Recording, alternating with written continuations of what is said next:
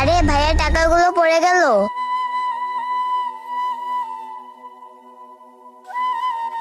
এই ভাইয়া,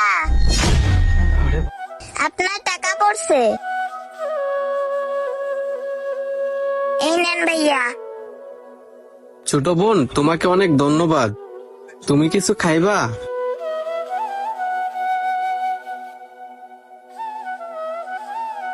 ইস, আমার কাছে যদি টাকা থাকতো তাহলে আমি আমার বাবার জন্য এই দইটা কিনে নিয়ে যেতাম।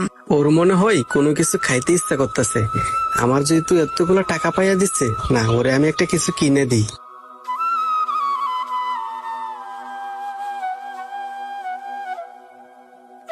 ভাইয়া, এটা পলি করে দেন তো।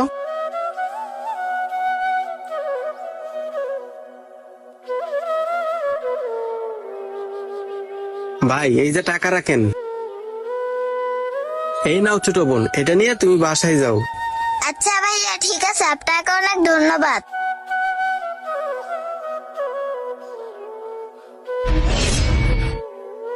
আরে, এই বোনটা মনে হয় বইটা থুয়ে গেছে।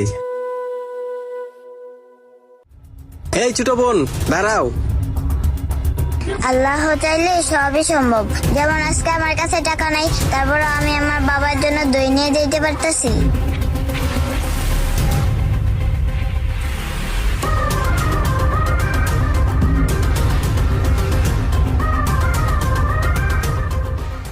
বাবা, তুমি এখন এখানে বসে আছো?